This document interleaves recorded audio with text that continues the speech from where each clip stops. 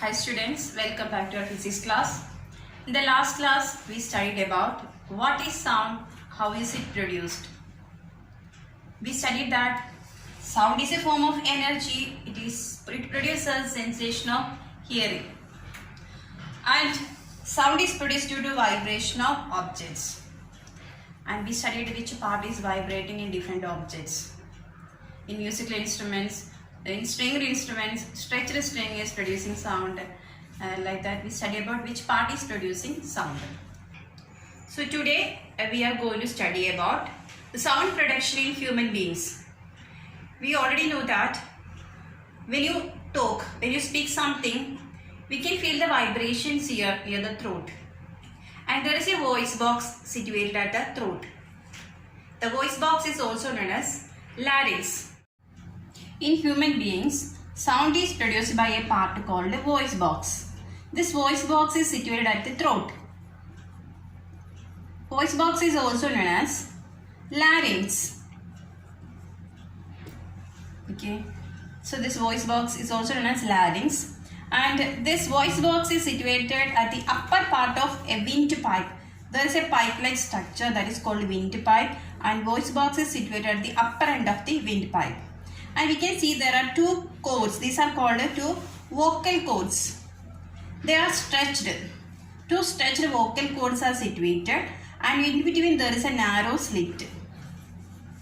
So when you talk, lungs force air into the slit, narrow gap. When this air passes through the gap, this stretched vocal cords vibrate. And these vibrations we can feel when you touch your throat. And these vibrations produce sound. So this is a way of producing sound in human beings. So the sound is produced by a voice box or larynx, which is situated at the throat, and there are two vocal cords. These vocal cords are stretched vocal cords, and in between the vocal cords there is a passage for the air. There is a slit or passage for the air. When air passes through this slit, this vocal cords vibrate and produces sound. When someone is talking to you, you can hear the sound. Then how is that possible? How the sound reaches towards you? The sound passes through the air and reaches your ears. So sound can pass through air. Can sound passes through liquids and solids? There are some activities for that. Can sound passes through liquids and solids? We know that sound can pass through air. That's why we can hear the things. When the TV is on, you can hear the sound. When the music system is on, you can hear the sound. When someone is talking to you, you can hear even from a distance. Because sound can travel through air and reaches us. Can it travel through liquids and solids? So there are some activities. What are the activities? Let us see. We are going to check, can sound pass through liquids? For that, take a bucket or a glass tumbler or a bathtub filled with water. And take a small bell. Take a small bell and keep it inside the water. And shake the bell inside, keeping your ear over the surface of water. We can hear the sound. The bell is inside the water, and it should not touch the surface of this bucket or tumbler.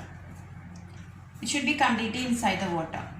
When the bell is shaked, we can hear the sound from above the water surface. That means sound can pass through liquids. So this activity proves that sound can travel through liquids. Sound travel through solids. So we can test with an activity. For that, take a meter scale, a metal scale, metal or wood, okay, metal, a solid substance, and one should hold the metal scale at one end, other one should be at the other end. One person should be here, other one should be at the other end.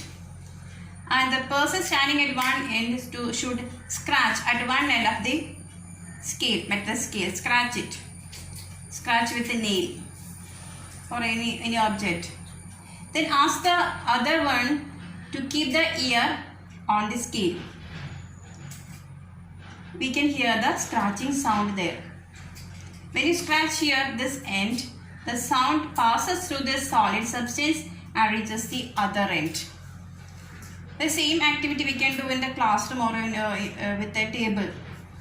In a long table, if you make a small sound here, small scratching sound here, at the other end we can hear it properly if you keep your ear over here. So this activity shows that sound can travel through liquids and solids. So we already understand that sound can travel through air, sound can travel through liquids, and sound can travel through solids. If there is no medium like air, liquid or solid, can sound travel?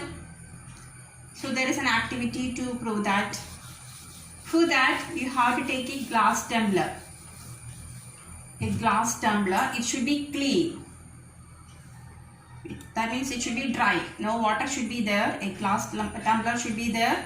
And keep a mobile phone inside this. Keep a mobile phone. And you have to ask your friend to make a call to this phone. From other phone, make a call to this phone. When it rings, we can hear the ringing sound. Now close this mouth of this glass tumbler with your hand. Then we can, when you repeat the same activity, that means make a call to this phone. This time the sound becomes feeble.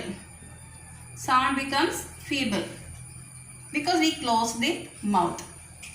Then suck the air. Suck some air from this glass tumbler using a vacuum pump. Then if you repeat the same activity, we can see that sound becomes more feeble. Suck the air completely. When whole air is taken, when the full air is taken out from the glass tumbler, even if you make a call to this phone, we cannot hear the sound. That means if there is air or any medium, then only sound can travel from one place to another place. Sound cannot travel through vacuum. Vacuum means no medium. In space, astronauts, they cannot talk. They can talk each other, but they cannot hear. What's the reason? There is no medium in space. So they communicate using radio waves. Because sound will not travel through vacuum. In space there is vacuum. No air, no medium. So sound needs a medium. Sound needs a medium for propagation. If there is no medium, sound will not travel.